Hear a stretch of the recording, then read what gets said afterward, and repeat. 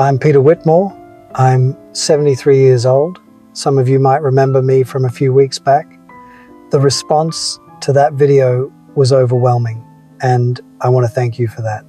But today, I need to talk about something I didn't mention then, something more personal, something that changed everything about how I see relationships. And I need you to hear this, you see, because what I'm about to tell you could save you from the kind of pain that stays with you for decades. My wife, Susan, and I were married for 41 years. That's longer than some of you have been alive. And for most of that time, I thought we had a good marriage. Not perfect, but good. Solid. The kind of marriage people stay in. But here's what nobody tells you about long marriages. You can live with someone for decades and still not really know them. You can share a bed, a home, a life, and still be strangers in the ways that matter most. Susan died 6 years ago. Pancreatic cancer. Diagnosed in March, gone by July. 4 months from healthy to gone. And in those final weeks, lying in that hospice bed, she said something to me that I think about every single day. She said, "Peter, we wasted so much time being right instead of being close." Honestly, I didn't understand it at first. I was defensive. We had a good marriage, didn't we? We rarely fought. We were comfortable together. We'd built a life. But that's exactly the problem. We were comfortable, and comfortable isn't the same as connected. Let me tell you what I mean. For years, Susan would suggest things, small things. Let's take a pottery class together. Why don't we go dancing anymore? Remember when we used to stay up talking for hours? And I always had a reason why not. Too tired, too busy, too expensive, too impractical. I wasn't trying to hurt her. I just thought we had time. I thought those little moments didn't matter. I thought the big things, providing, being faithful, being reliable, I thought those were enough. They weren't. You see, I thought love was about grand gestures, being there during the crises, paying the bills, showing up. And yes, those things matter. But what I didn't understand is that love is built in the tiny, unremarkable moments. The conversations you have over breakfast, the walks you take for no reason, the way you listen, really listen, when your partner tells you about their day. I stopped doing those things, not all at once. It happened gradually. So gradually I didn't even notice. One missed conversation led to another. One "not tonight, I'm tired" led to 1,000. One "we can do that later" became never.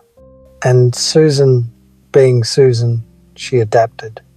She stopped asking me to dance, stopped suggesting we take classes together, stopped trying to have those deep conversations. She found her own friends, her own activities, her own life. We became roommates who happened to be married. Polite, considerate, fundamentally alone. I didn't see it. Or maybe I saw it and told myself it was normal. That this is just what happens in long marriages. The passion fades, you settle into routine, you become comfortable. But comfortable is just another word for complacent. When Susan got sick, everything changed. Suddenly, we had a deadline. Suddenly, all those things I thought we'd do someday had a very clear expiration date. And in those final months, we talked more honestly than we had in 20 years. She told me things I never knew, dreams she'd given up on, hurt she'd carried silently, times she'd felt invisible in her own marriage. One night, about 3 weeks before she died, she told me about a trip she'd always wanted to take to Scotland.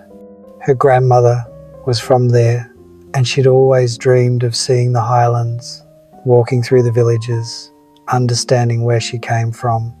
She'd mentioned it to me multiple times over the years, and every time I dismissed it. Too expensive, not a good time. Maybe when we retire, we never went, and now we never would.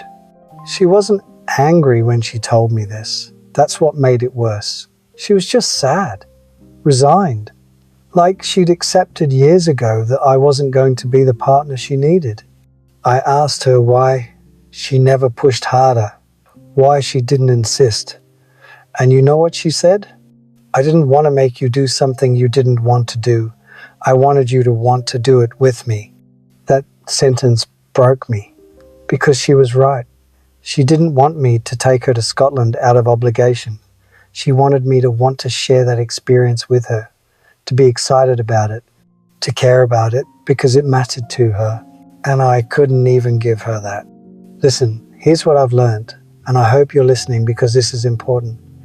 The biggest threat to your relationship isn't cheating or fighting or some dramatic betrayal. It's indifference. It's taking each other for granted. It's the slow erosion of intimacy that happens when you stop trying. You stop asking questions because you think you already know the answers. You stop making effort because you think your partner will always be there. You stop prioritizing the relationship because you think you have time. And one day, you wake up next to a stranger, or worse, they're gone, and you never got the chance to really know them at all. After Susan died, I found a journal in her nightstand. She'd been keeping it for years, and reading through it was like discovering a person I'd lived with but never truly seen. She wrote about loneliness, about feeling like she was screaming into a void, about small moments that hurt her times. I was physically present but emotionally absent. Times I chose work over her. Times I was more interested in my phone than in what she was saying. She also wrote about love, about the man she married, about hoping that version of me would come back, about trying to reach me and not knowing how. I was right there. We slept in the same bed every night, but honestly, I might as well have been on another planet. And here's the part that kills me. It wasn't malicious. I wasn't trying to hurt her. I just got lazy. I thought showing up was enough. I thought providing was enough. I thought not doing anything wrong was the same as doing things right. But relationships don't die from dramatic failures. They die from 1,000 small neglects. If you're in a relationship right now, I want you to ask yourself some questions. When's the last time you had a real conversation with your partner? Not about logistics or schedules or what's for dinner. A real conversation about dreams, fears, ideas. When's the last time you did something just because it would make them happy? Not because it was their birthday or an anniversary, but just because. When's the last time you looked at them, really looked at them, and felt grateful they're in your life? If you can't remember, well, you're making the same mistake I made. Your partner isn't going to be there forever. I know that sounds dark, but it's true. One of you will die first, and when that happens, you don't get a do-over. You don't get to go back and have those conversations you postponed. You don't get to take those trips you kept delaying. You don't get to say those things you assumed they already knew. Susan and I had 41 years, and I wasted at least half of them being comfortable instead of connected, being right instead of being close, being present instead of being engaged. Don't make my mistake. Love isn't something you feel and then stop working on. Love is something you do every day, in small ways and big ways. It's choosing to be curious about your partner even after decades together. It's trying new things together even when it's uncomfortable. It's having hard conversations even when it's easier to avoid them. It's caring about the things they care about, not because you have to, but because they matter to the person you love. After Susan died, people kept telling me I'd been a good husband. They meant well, but they were wrong. I wasn't a good husband. I was an adequate husband.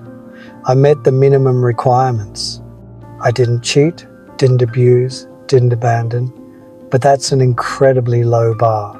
Being a good partner means actively building intimacy, choosing vulnerability, staying curious, making effort, prioritizing connection, even when you're tired or busy or stressed. I didn't do those things.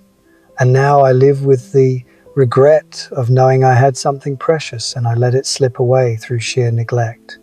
6 years later, I still think about Scotland, about how little it would have cost me to say yes. A week of my time, some money, that's it. And it would have meant everything to her.